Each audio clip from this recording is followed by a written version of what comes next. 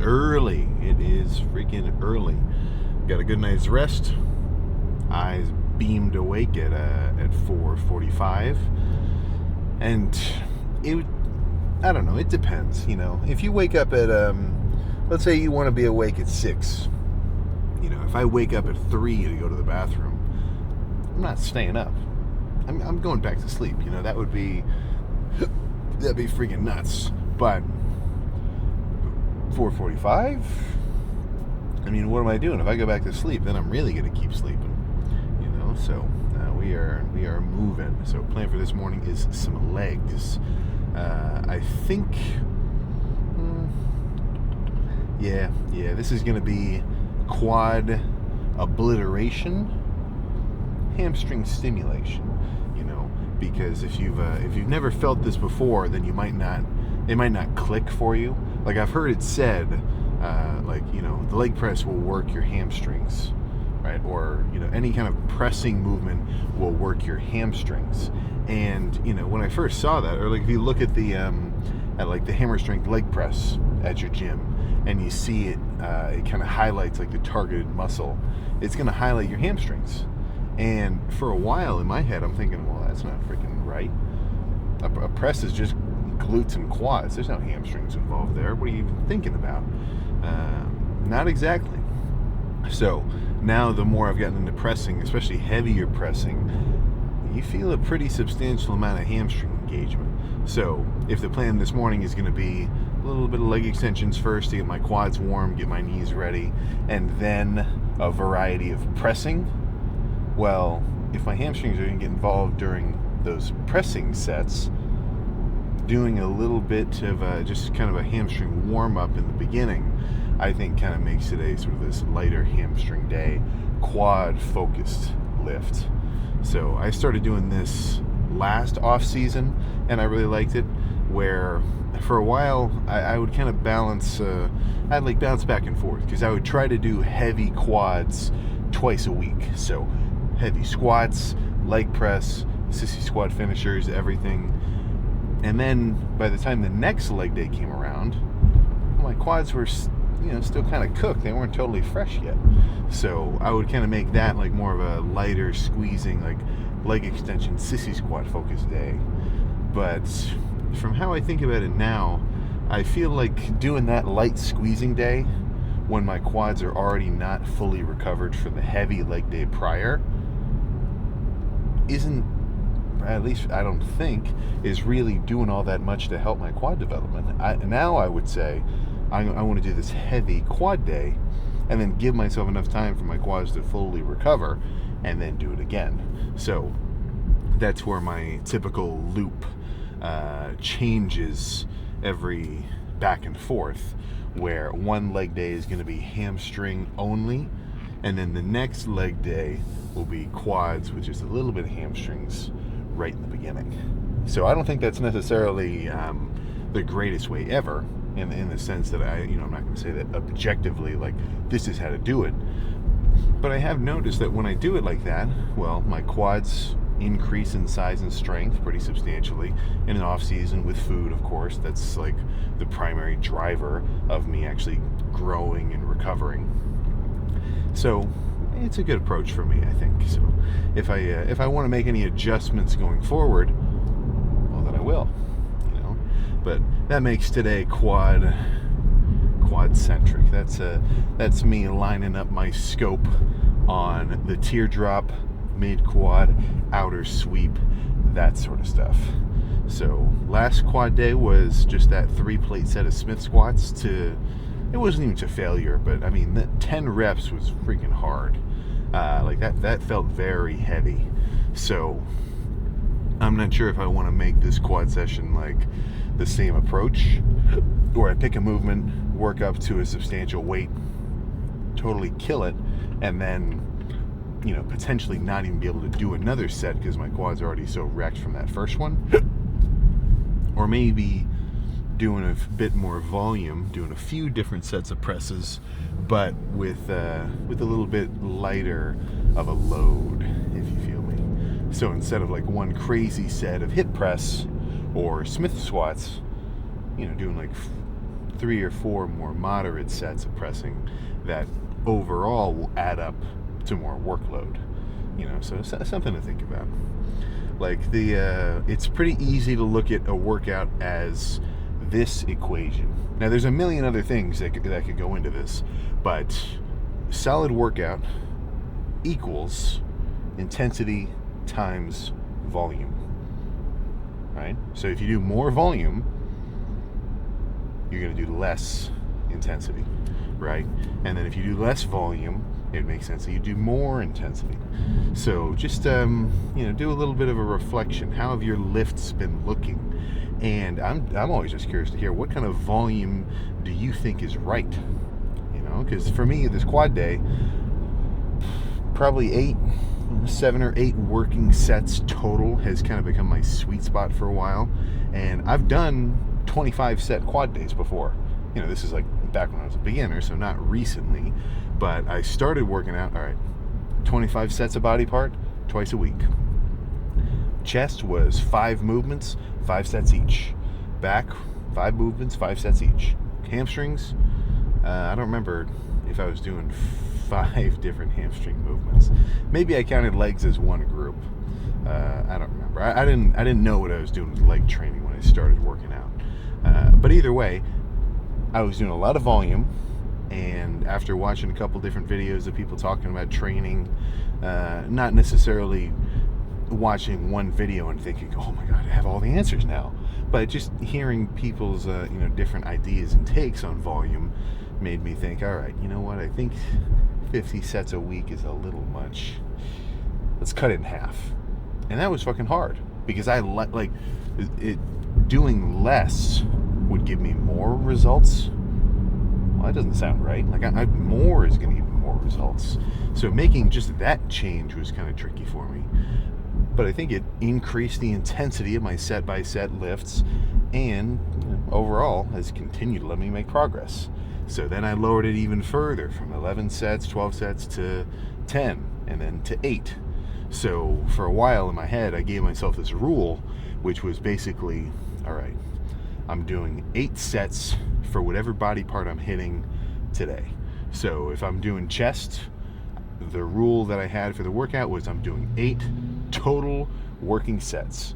Maybe some supersets in there, maybe some drop sets, but total was going to be 8.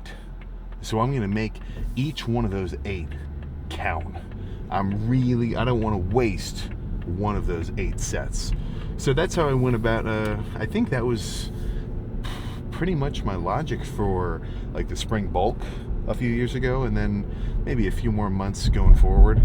But now it's kind of evolved to, okay, I know that by the time I've done 7 or 8 or however many sets, I'm gonna get this sensation of, for one, not only being pumped, but also just feeling like any more work wouldn't give me any more results, right? So I see a lot of comments. It's like, saying, why do you only do this many sets on this particular day?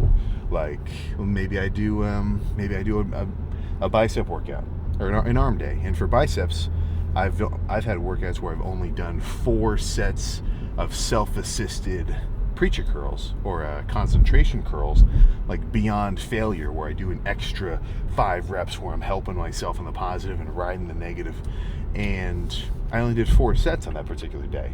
So that's, depending on the workout, maybe half the volume as what I might do on a different workout.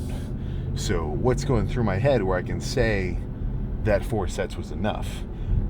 And it's just this kind of combination of, like I said a second ago, being fully pumped, and also just, I don't want to say subjectively, because I think it is kind of an objective like sensation, where if I did another set, for one, it wouldn't make me any more pumped, but also it would just like feel like I'm doing work rather than additional stimulation.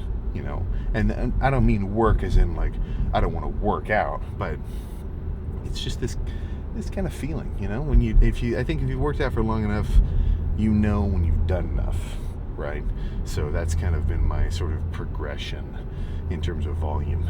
But I think that beyond that, which I think now is pretty good for me because I can make little adjustments day by day. Maybe I was a little extra recovered, so I'll do a little extra volume. Maybe I was a little under recovered, I'll do a little lower volume. Just things like that. But that 8-set rule that I was doing for a while, where I'd basically say, all right, I'm doing 8 sets, however many movements, maybe 3 movements, 2, 2, 2, 3, or something like that. That's what this workout's going to be.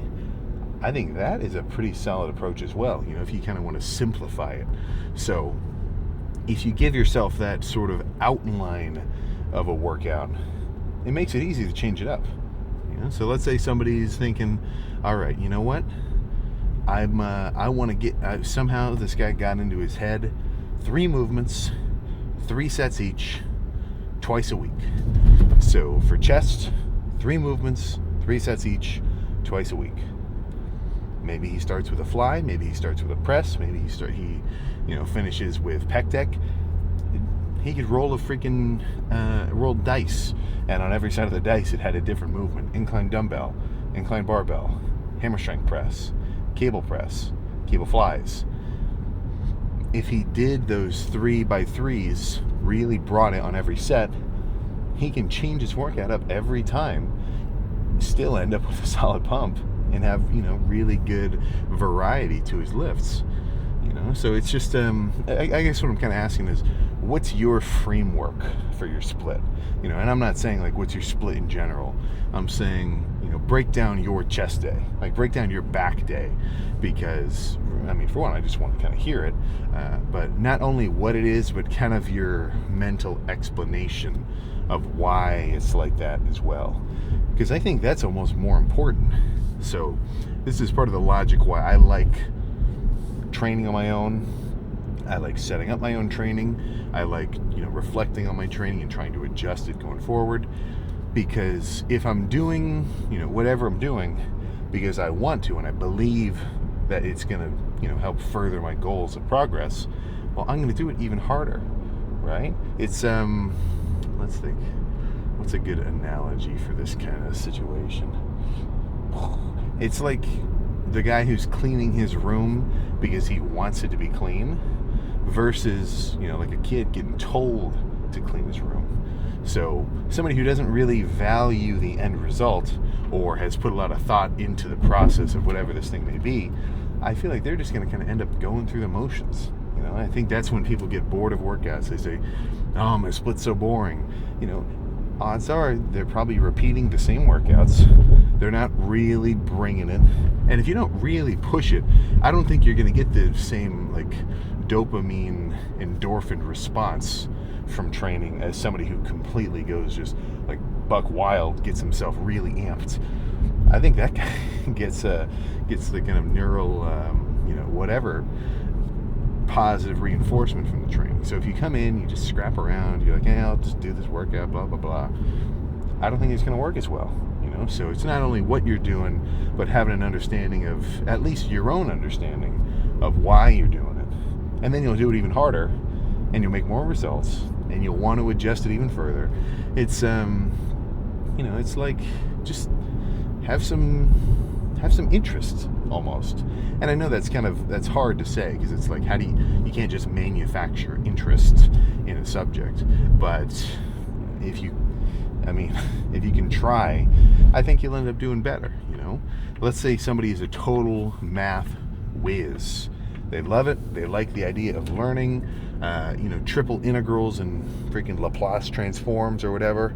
If you know what I'm talking about, then we share a certain level of maybe not trauma, but just you know what you're talking about.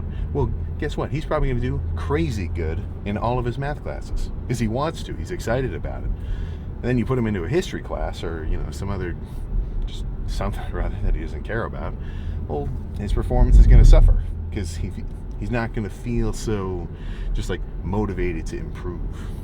So that turned into a little bit of a kind of back and forth ramble, but I think there were some good ideas in there. So yeah, it's early. Sun's not even up yet. I guess by the time this lift is over, we'll be driving home with the sunrise. Hopefully it'll be pretty scenic. But yeah, I think hamstrings will just be solo for me. I'll do some some seated curls and some laying curls just to get them warmed up. And then we can jump onto movement number 1 for quads. So I will see you in exactly 0.0 freaking seconds.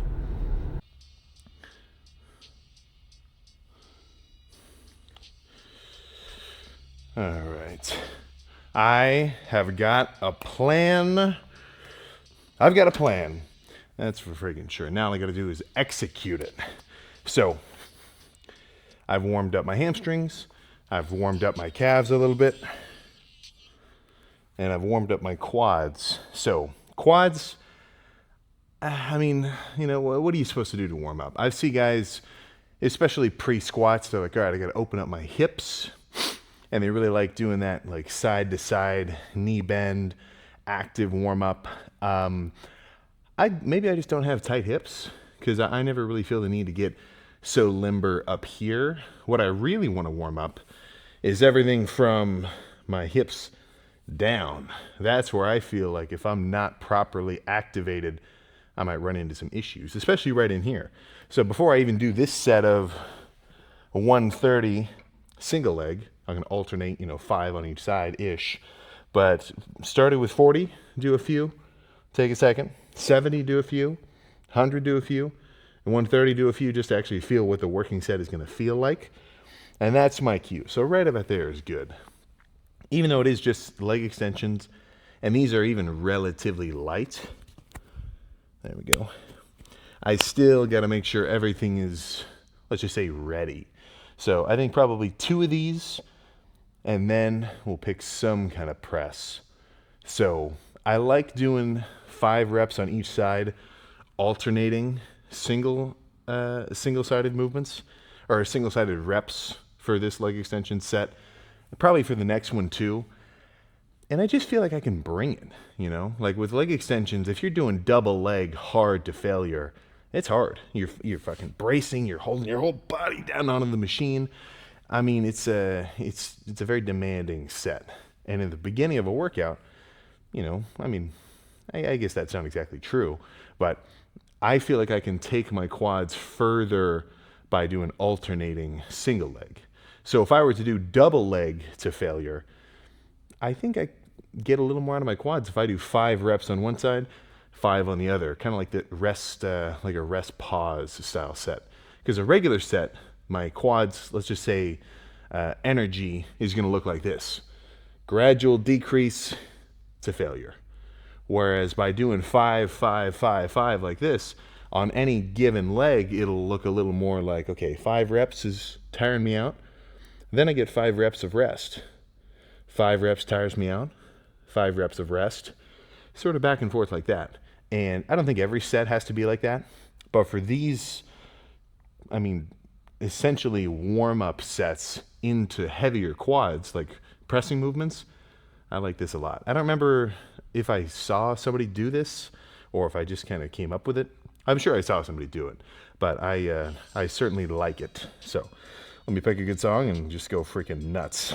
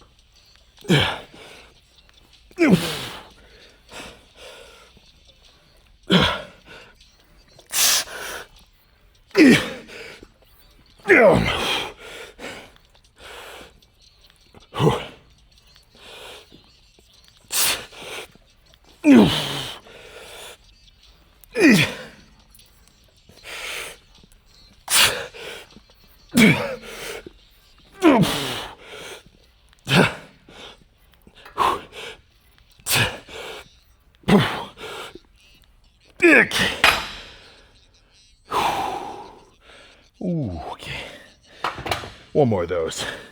Same weight.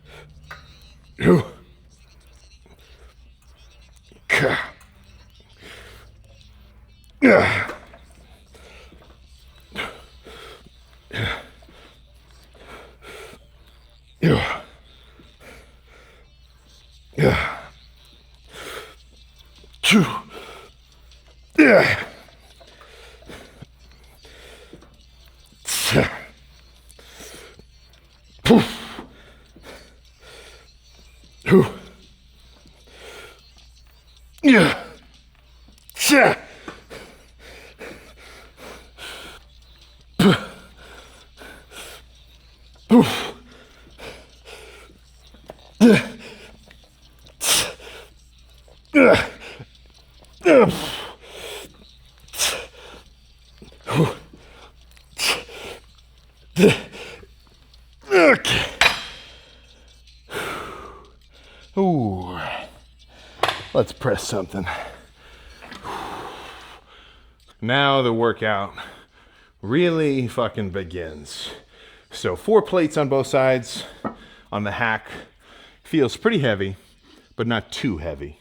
So this should be 20 would be wild. 20 would be wild here based on how the feeler rep felt.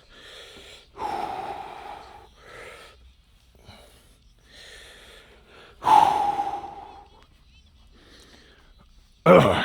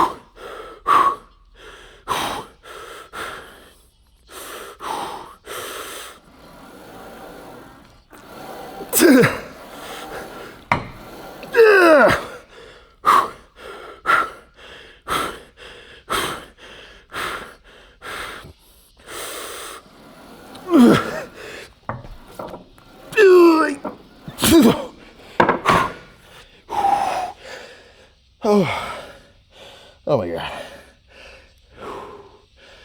Okay. One more of these. Oh, shit. A little bit crazier for this one. 5 plates instead of 4. So, I want to take this one to full failure. I'm talking can't stand up, stuck at the bottom. And this is something which I'm very picky about. If you're going to do a leg press or a squat or a hack squat or a pendulum, if you don't have safeties set up, just be wary. You know, all the equipment in here, I physically can't smush myself because the range of motion ends right at the bottom. You know, we've all seen the videos. Just be careful.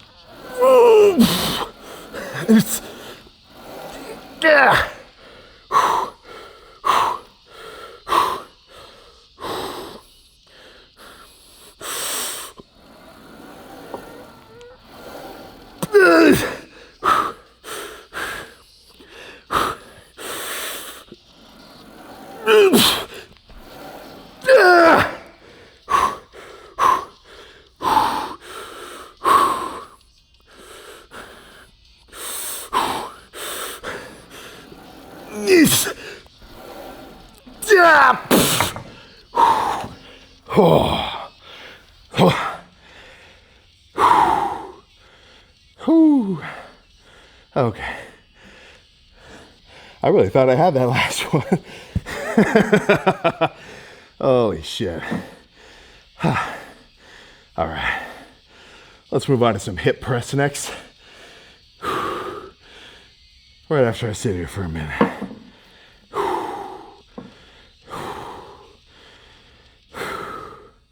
7 plates on the hip press is about freaking right. So it's heavy enough I'm feeling it, but it's not so heavy that I think I'm going to tweak my hamstrings or anything. And that's a concern. You know, I mean, like I was saying in the car, if your hamstrings aren't warm and then suddenly you jump on a crazy press and you're really loading your hamstrings, I mean, what happens if you try to bench your PR cold? You know, so the fact that I warmed up from those seated and laying curls earlier, plus just having already done that set of hack squats, this will be good. And this machine's a little fancy because it gets lighter at the bottom. Like a regular leg press, the weight just moves straight up and down the sled. So it's the same at the bottom and the top. But with this hip press, the weight pivots around this axis, right? So at the bottom, a lot of the weight is just being supported by the machine itself. You know, it's like instead of holding a bowling ball, now the bowling ball is suspended by this string. You can give it a push pretty easily. So whether you get the analogy or not, this is going to be a good set. Let me just pick a good song to match it.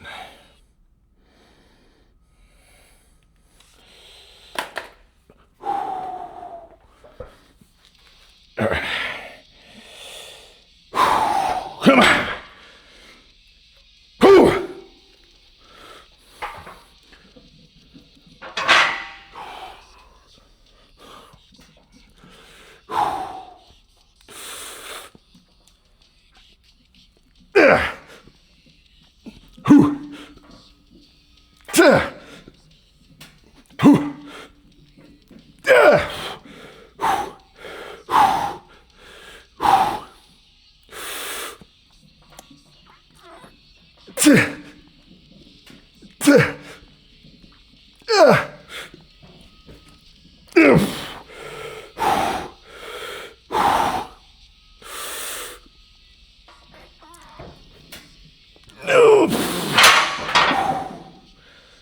Whew. All right. I think 2 more of those will be good. Finish with leg extension. That'll be solid. Ooh, shit.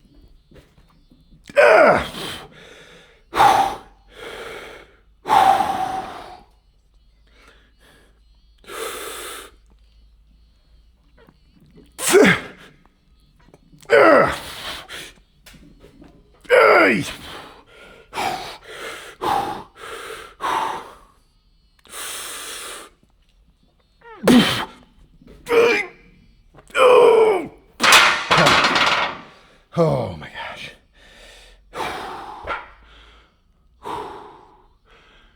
One more.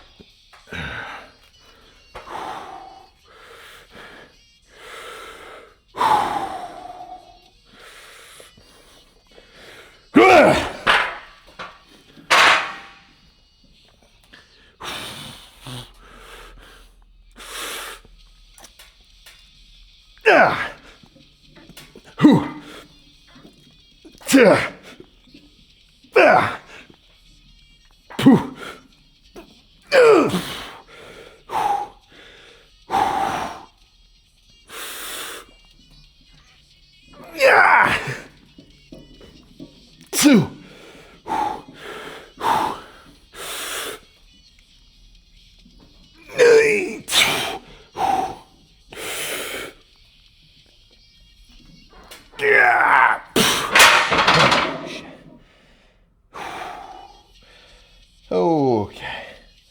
All right. Let's finish with a sissy squat leg extension superset, and that'll be all.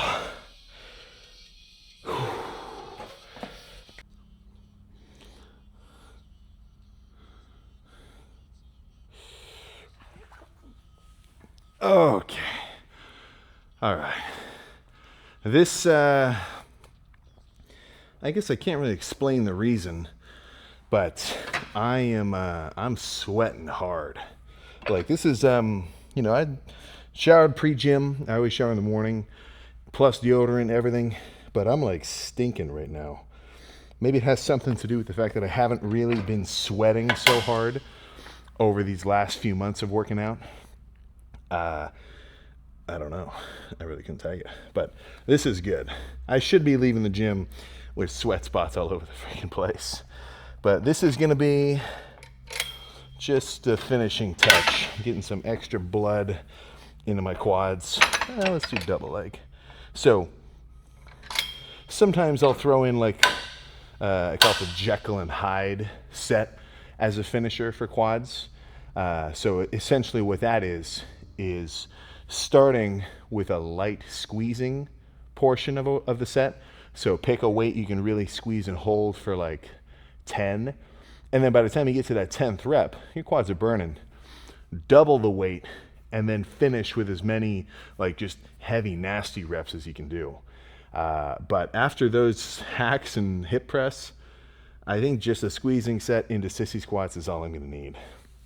And pump-wise, I mean, we can let it speak for itself, of course, but it's going to speak volumes. Let's just say that. So let me pick a good song, and then I am satisfied finishing right here, I believe. But if I think I should do one more after, that's what I'll do. But I think this will be it. All right.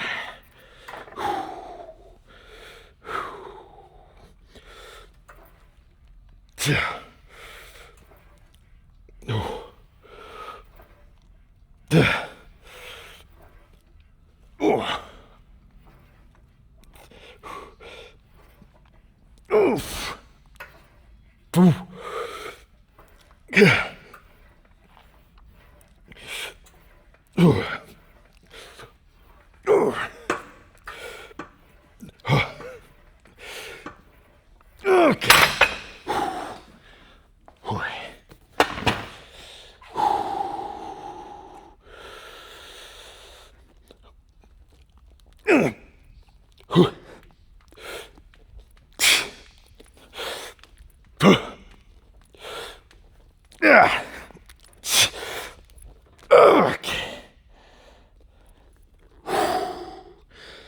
Oh my God. I suppose Holy crap. That was a good quad session.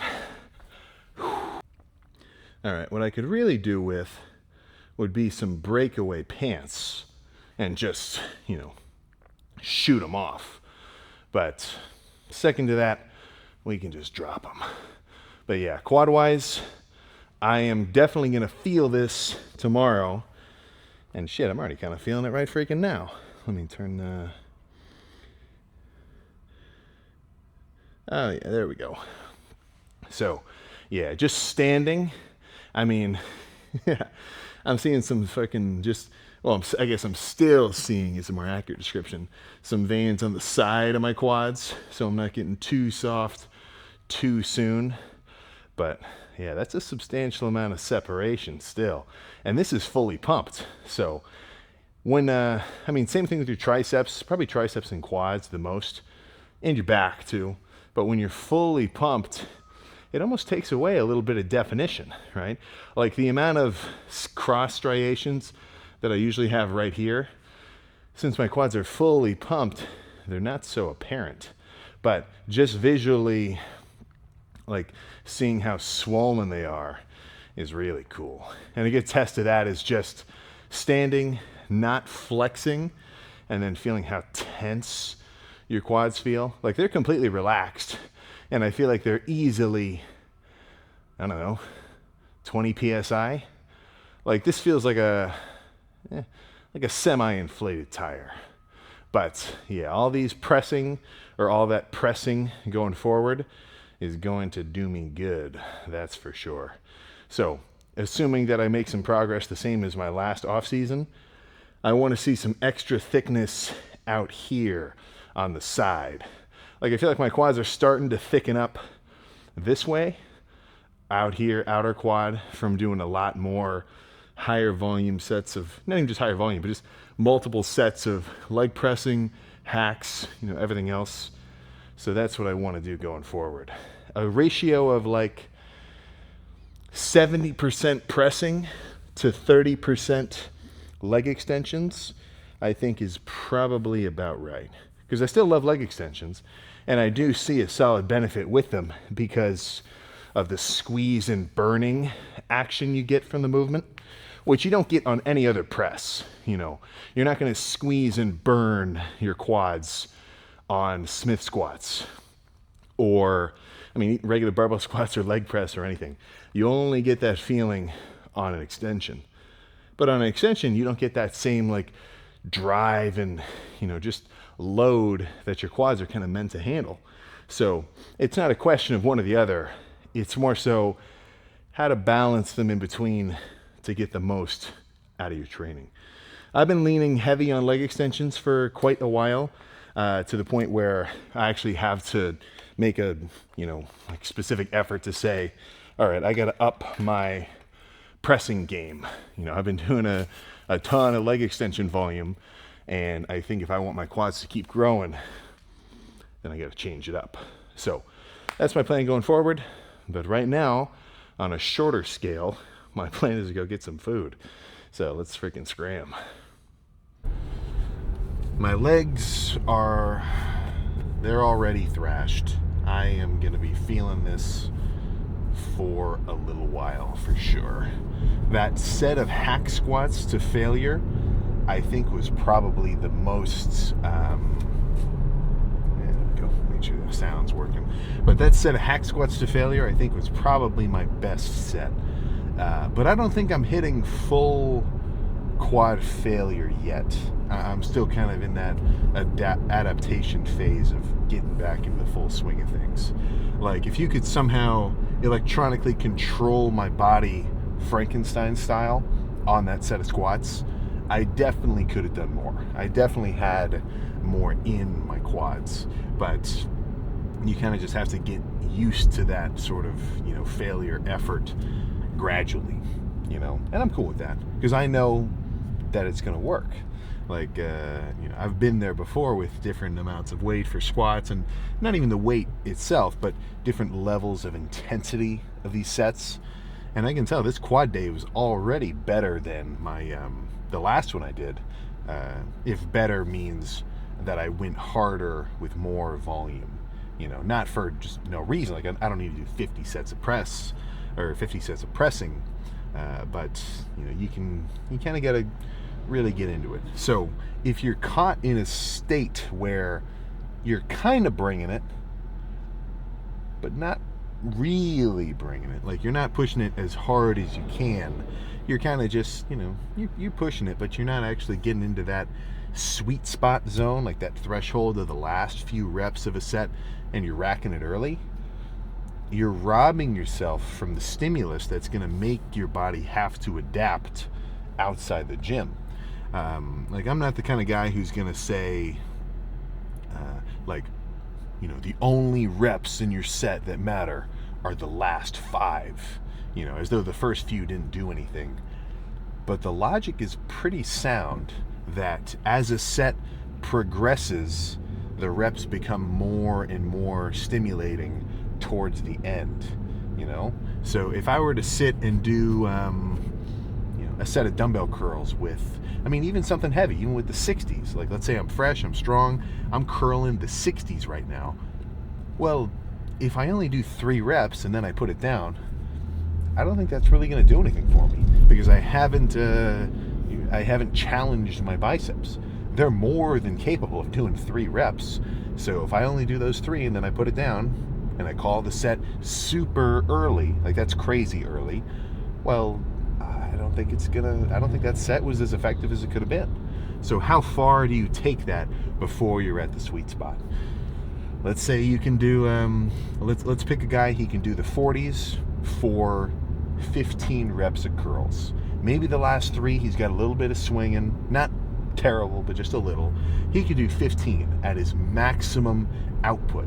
Like, if his bicep was controlled with some kind of neurological, like, electrostatic pads or whatever, his biceps are capable of 15 reps at the max. Well, would it not make sense that the closer that you could take that set to those 15, the better the set would be, right? So if you're a beginner, it's hard to reach that full threshold. And not even a beginner, but you kind of have to work up to it, Even I'm still working up at it. And of course, right now, coming off this prep, I got to get back into my full swing of things. But, when I started working out, every couple of months I'd have a little moment of like, I should be going harder. Whether I had a really good workout that showed me how hard I could go, or I had a scrappy workout, and then I'm thinking to myself, what the fuck did I just do? Like, I should be going harder than this. No matter what ends up being the catalyst for that, like, motivation, you should always be trying to push yourself closer towards that maximum exertion level, And the benefits are twofold. One, obviously the sets are going to be more stimulating, but the act of doing it, like the act of taking a set as hard as you can, legit failure on quads with like a press or a leg press or a hack squat or squats, like real failure on a set of those, that's legit. Like that is a good set. Failure on triceps, it's not that hard, but taking quads to failure, like that's legit. A set of squats for 12 where the guy is like, there is no possible way he could finish that 12th rep. I don't care if the guy's doing 2 plates. That is super fucking impressive. Just because, as we all know, quads are freaking hard to hit. So for one, if this guy takes his sets of squats and leg press to, damn near failure, if not failure, or you gotta, push your legs to, finish the rep, you're gonna get better at taking that set to failure. Right? So you're developing this sort of innate skill of being able to bring it on a set-by-set basis. And like anything, the more you do something, the better you get at it, the easier it becomes. So it's kind of this contradictory idea where the harder you train, the easier it is to train hard, if you follow me, right? So as a beginner, it's hard to train hard. But the more you do it, the more you get into it and kind of basically raise your own bar, the easier it is to go hard. And then the easier it is to be consistent with it. And now you're making legit progress because odds are you're keeping your bar way up here. So it's sort of this kind of seniority benefit from if you've trained and gone to the gym consistently for long enough. Because think of the guy at your gym who is the guy. You know, it doesn't matter if he's a big-ass bodybuilder or if he's just a diced 190 and he's just in really good shape. The guy who's really killing it, right? Or the girl, you know, who's to say exactly? You know who I'm thinking of at your gym. Or I guess you know who you're thinking of. They almost have it a little bit easier because they've built up this momentum where now they're used to it. And that's a really good state to be in. Like, the gym should become just a part of your daily life, I feel. Especially if you really want to get into it. If you're not really, you know, a gym nut and you don't really care about it, I think people should just work out in general. You know, even 3 times a week. Just walk in, grab some machines, do some stuff. Like, if for whatever reason I completely lost the itch to lift. If I said, you know what, I don't really give a shit about being big anymore, I would still want to train at least at a certain baseline, just because I know the benefits. You feel good, you're stronger. I mean, just literally picking things up is easier. You know, everybody should be doing it. But if you really want to get into it, it's kind of it's sort of a slow investment that starts to pay off pretty substantially, because now it's not even a chore, right? Actually coming in and going crazy, training, really pushing it, you're sweating. It's just what you do, right? So it's you know, it's a positive feedback loop, I feel. So that's my little tip. So I know it's kind of basic to say just go hard, but think about it in the sense that the harder you go, the easier it'll be to keep going harder. So that's just a little bit of a different kind of thought process, rather than, like, you know, a lot of hype is like, oh, you know what, it doesn't matter if you're tired, just go hard anyway. It's like, well, you know, yeah, obviously you need a certain amount of grit to, you know, keep training really consistently, but the more you do it, the easier it gets, and then the harder you can go, the more benefits you get from the training, right? To infinity and freaking beyond. That's for sure. So, plan for this post-workout meal. I'm thinking 50 grams of protein worth of egg whites and something else. Some kind of carb. Not exactly sure what. I will figure that out once I'm in the kitchen. But quads complete. They are... Oh my gosh. Yeah, I'm even just getting up from a seated position later today, and then not even including the soreness I'm going to feel tomorrow. Yeah, quads are going to have to work to get back to normal. So I'm going to try to fuel that process.